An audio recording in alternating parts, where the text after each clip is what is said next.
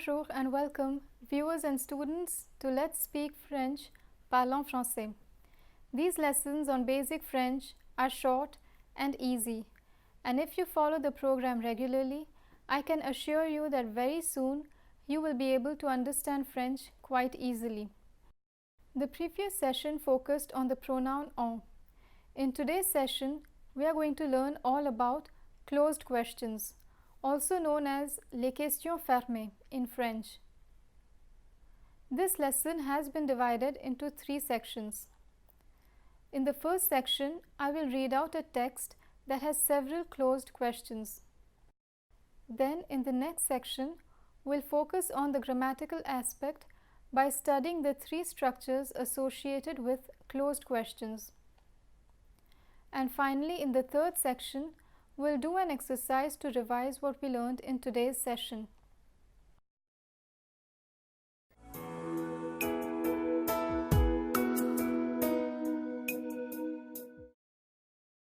We'll begin the lesson with a French text.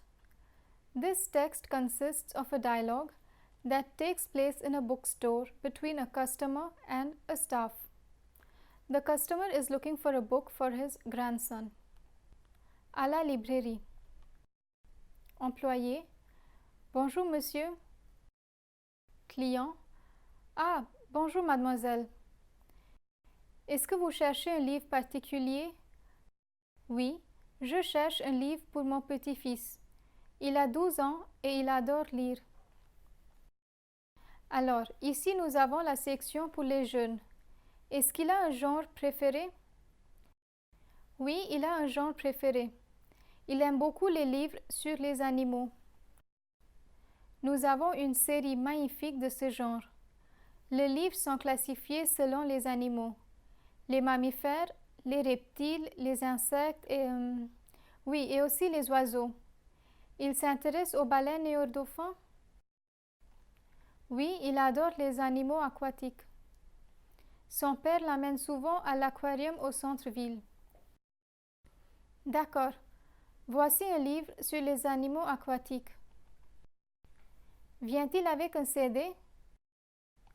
Non, mais c'est un livre illustré. Le texte n'est pas trop dur et il y a un glossaire à la fin qui explique certains termes scientifiques. Formidable. Je prends ce livre. Pouvez-vous l'emballer dans du papier cadeau, s'il vous plaît? Oui, certainement. Je vous fais un paquet cadeau. Alors, ça vous coûte 55 €. Vous payez par carte? Non, en espèces. Merci, mademoiselle. Bonne journée. Merci, monsieur, et au revoir. Now I'll read out the English translation of the text.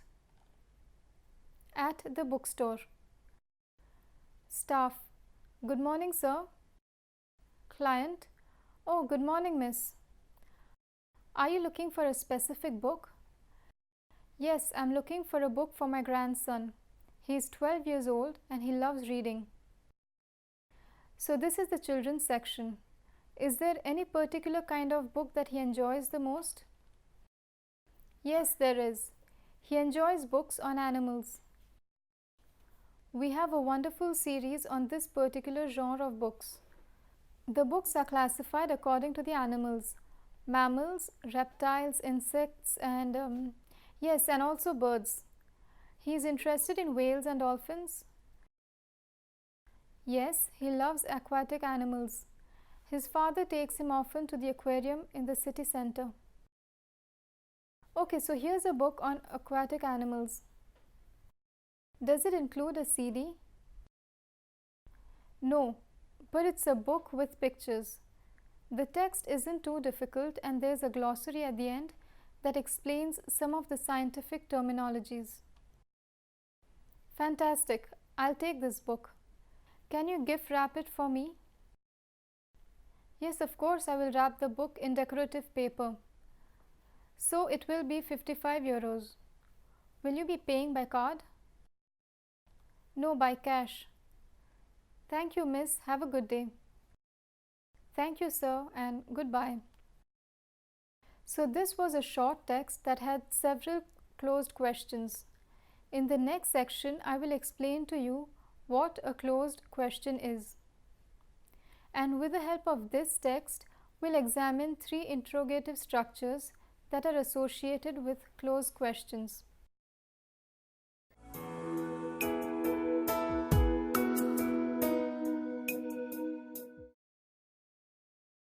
In the second section of the lesson, we'll focus exclusively on closed questions. Closed questions are a type of question that requires a yes or a no answer. Unlike open-ended questions where the speaker can elaborate his answer, closed questions only need a monosyllabic answer that consists of a yes or a no. In French, there are 3 distinct structures that are associated with closed questions.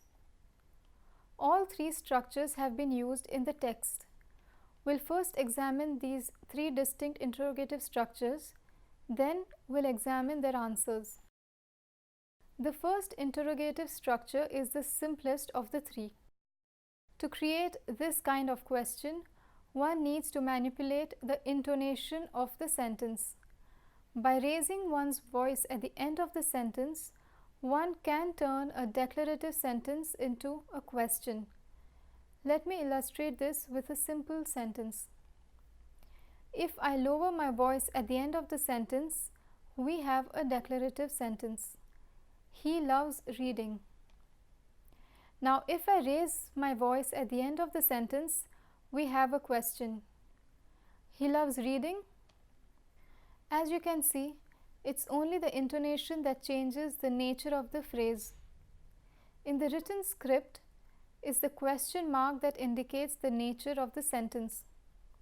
Apart from the difference in punctuation and intonation, the structure of the declarative sentence as well as the question is identical. No addition, no omission, or any inversions are required to change the nature of the phrase. This same rule regarding the punctuation and the intonation is applicable in French as well. A declarative sentence such as Il aime lire can be turned into a question by simply changing the intonation at the end of the sentence. Il aime lire? In the text, we have 2 such instances. Il s'intéresse aux baleines et aux dauphins. Vous payez par carte? The second structure associated with closed questions is similar to the first type, the only difference being the addition of the phrase est-ce que at the beginning. So when you place the phrase est-ce que at the head of a declarative sentence, you turn the sentence into a question. The phrase est-ce que cannot be translated word to word into English, but its presence always indicates a question. Est-ce que tu travailles les samedis? You work on Saturdays? Est-ce que tu es fatigué? Are you tired? Est-ce que tu as une sœur? Do you have a sister? In the text, we have 2 examples of such questions. Est-ce que vous cherchez un livre particulier? Est-ce qu'il a un genre préféré? In a declarative sentence, the subject is always in the first place.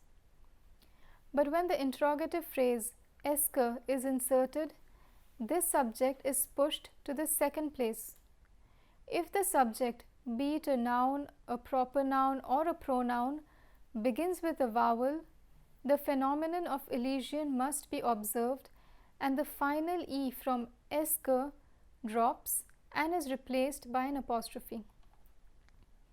Est-ce que plus subject plus verb, or est-ce que apostrophe plus subject if it begins with a vowel plus verb. And now we come to the third interrogative structure that is associated with closed questions. This structure is known as inversion. An inversion occurs when the verb is placed before the subject. In the text, we have 2 such instances. Vient-il avec un CD? Pouvez-vous l'emballer dans du papier cadeau, s'il vous plaît? Generally, the subject precedes the verb in a declarative sentence. But when the subject is placed after the verb, the sentence turns into a closed question. In the written form, two things must always be remembered when dealing with inversions. The first one is the insertion of the hyphen between the verb and the subject. In the interrogative form, the hyphen is always placed between the verb and the subject, irrespective of its gender and number. And the second point is the inclusion of the letter T when the verb ends with a vowel. This occurs only in the third person singular of certain verbs. Similar to the phenomenon of liaison that serves to facilitate the pronunciation of two adjacent words, the addition of the letter T between the verb and the subject also serves to ease the pronunciation. Arrive-t-il aujourd'hui? Is he coming today? A-t-il faim? Are you hungry? Travaille-t-elle les samedis? She works on Saturdays. In the text, we have the following inversion. Vient-il avec un CD? Here the verb is in the third person singular, yet we do not insert the letter T. This is because the verb does not end with a vowel. So it's mostly with the first group verbs which take the ending E that the letter T is added between the verb and the subject. Before we examine the answers of closed questions, let us compare the three interrogative structures with each other. To do so, let's consider the French equivalents of the question, does she speak French? Going by the three structures seen in this lesson, this question can be translated in the three following ways. Elle parle français? Est-ce qu'elle parle français? Parle-t-elle français? Number 1 is absolutely identical to a declarative sentence. Number 2 is similar to number 1. What distinguishes them is the phrase est-ce que. And number 3 is an inversion, where the verb precedes the subject. All three questions are considered to be closed questions because they can all be answered with a simple yes or a no.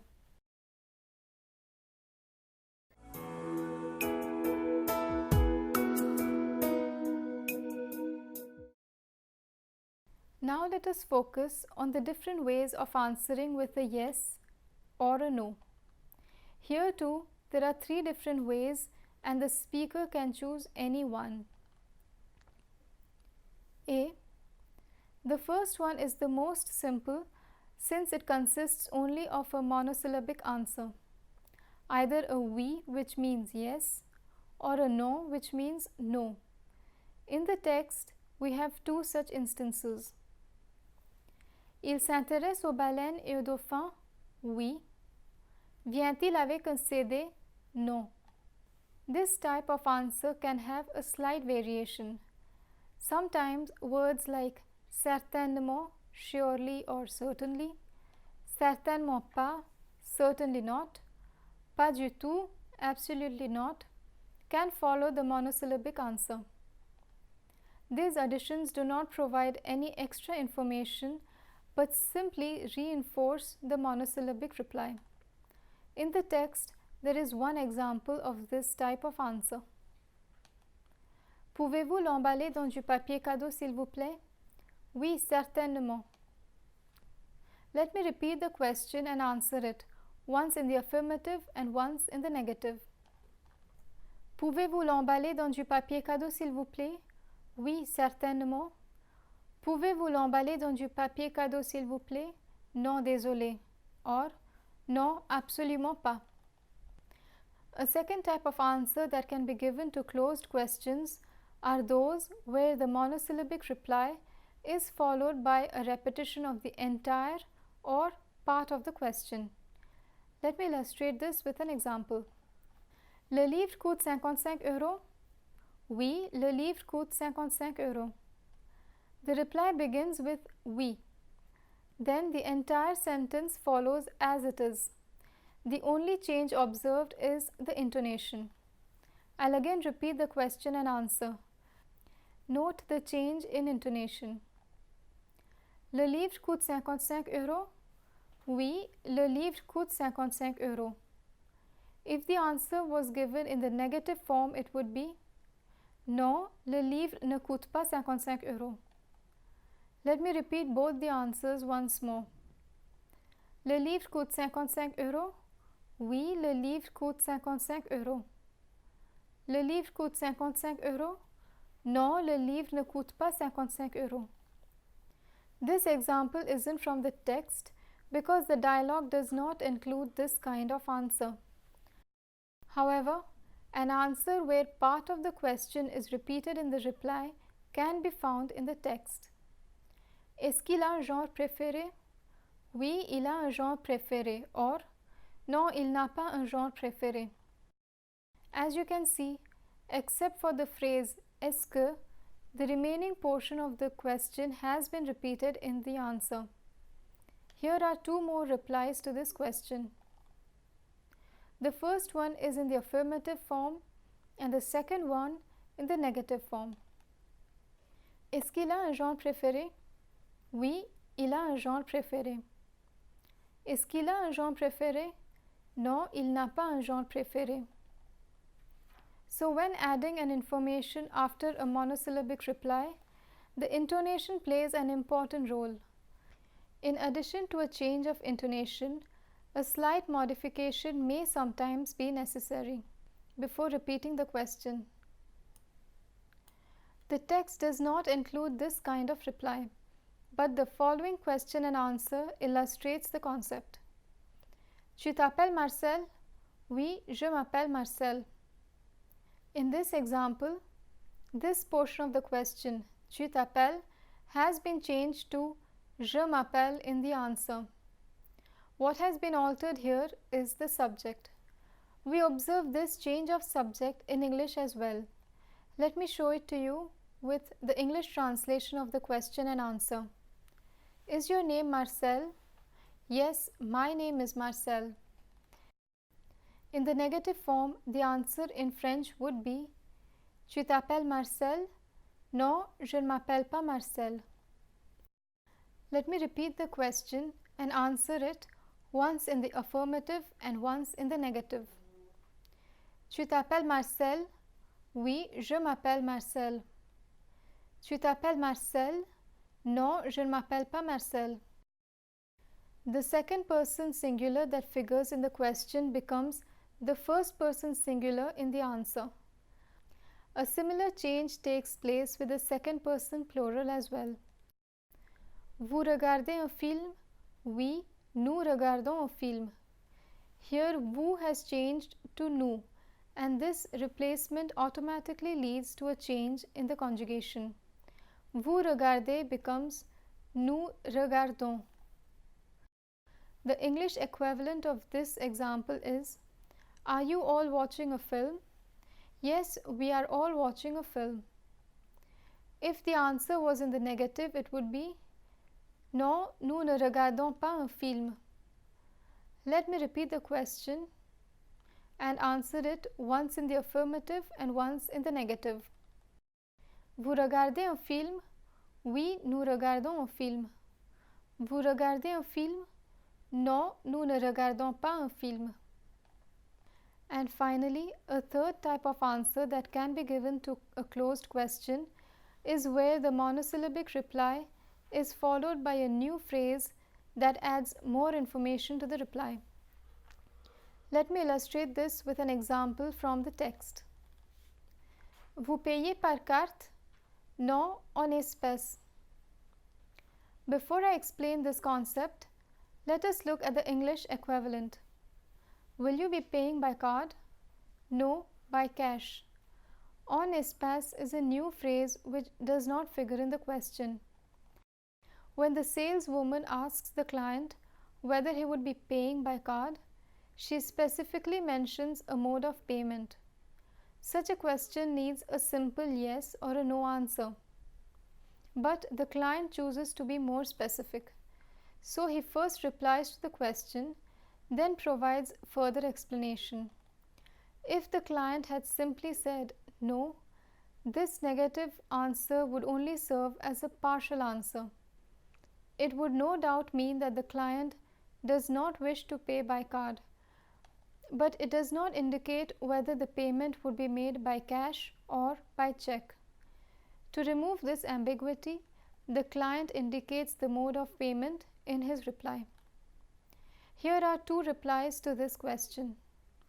In the negative form, you can either have a simple monosyllabic answer or you could repeat part of the sentence.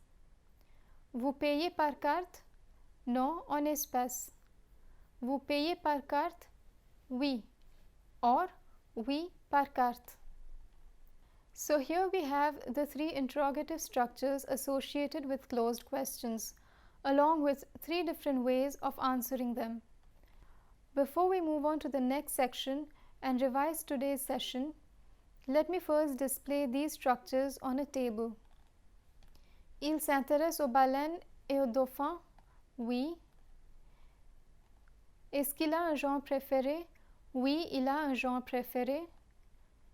Vient-il avec un CD? Non. Vient-il avec un CD? Non. Pouvez-vous l'emballer dans du papier cadeau, s'il vous plaît? Oui, certainement. Le livre coûte 55 €? Oui, le livre coûte 55 €. Est-ce qu'il a un genre préféré? Oui, il a un genre préféré. Tu t'appelles Marcel? Oui, je m'appelle Marcel. Vous payez par carte? Non, en espèces. Now that you have all the structures before you, let me tell you one final but important point on closed questions. This phenomenon is particular to French language and does not occur in English. When the question is in the negative and the answer is affirmative, instead of saying oui, the answer should be si. This word si also means oui, but it is used only when the question is in the negative form. Let me illustrate this with an example. Tu n'es pas marié? Si, je suis marié.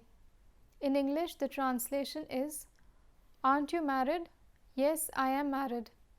So as you may have noticed, si means yes. But since the question was in the negative, the answer is not oui, but si. Had the question been, tu es marié? The answer would be oui, since the question is in the affirmative form. The negation is not used with the esque structure, but it can be used with the inversion. However, the place of the negation must be understood. Both the verb and subject will be placed between ne, pas. Since the verb and subject are connected with a hyphen, one cannot separate them. N'es-tu pas marié? Si, je suis marié. N'avez-vous pas d'amis à Londres? Non, nous n'avons pas d'amis à Londres.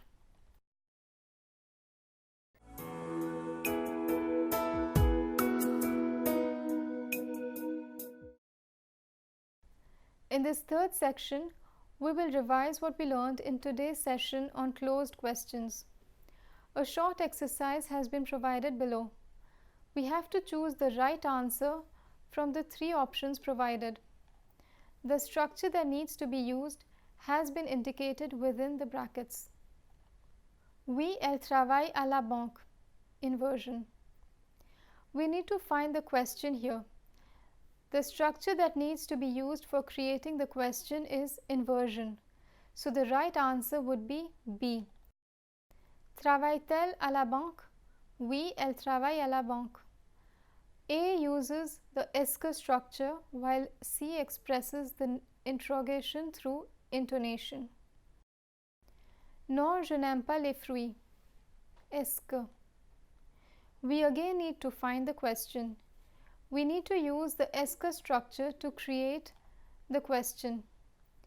A is therefore the right answer since it begins with this structure. B uses the inversion structure while C expresses interrogation through intonation. Oui, je rentre à 11h. Intonation. Here again, we need to find the question. The structure that needs to be used for creating the question is intonation. B uses the est-ce structure, so the answer cannot be B. A and C both express interrogation through intonation. To find out which among them is the right answer, we need to look at the reply. Since it begins with we must use the affirmative form in the question. Therefore, the right answer is C, since A uses the negative form. Est-ce qu'elle a 23 ans? Negative monosyllabic answer plus extra information, question partly repeated. We need to find the answer here. The structure that needs to be used for answering is a negative monosyllabic answer plus extra information. This information should consist of the question being partly repeated. C cannot be the right answer because it expresses affirmation. Both A and B express negation. However, A consists of a simple monosyllabic answer. Therefore, the right choice would be B. The portion that has not been repeated in the reply is est-ce que. Ont-ils des cours les après-midi? Affirmative monosyllabic answer plus reinforcement of reply. We again need to find the answer here. The structure that needs to be used for answering is an affirmative monosyllabic answer plus a reinforcement of reply. B cannot be the right answer because it expresses negation. Both A and C express affirmation. However, C consists of a term which reinforces the reply. Therefore, the right choice would be C. A includes extra information which consists of the entire question being repeated. Tu ne viens pas aujourd'hui? Negative monosyllabic answer plus extra information, new phrase. Here again we need to find the answer. The structure that needs to be used for answering is a negative monosyllabic answer plus extra information that consists of a new phrase. A cannot be the right answer because it expresses affirmation. Both B and C express affirmation. However, C consists of added information that is made up partly from the question itself. Therefore, the right choice would be B. B includes extra information which consists of a new phrase which is demain. With this, we come to the end of our third lesson on chapter 4. This lesson was divided into 3 parts. In the first part, we read a dialogue that had numerous closed questions. In the second part, we learned what a closed question is and examined 3 distinct structures that are associated with closed questions. We also learned about the different structures in which the answer could be given.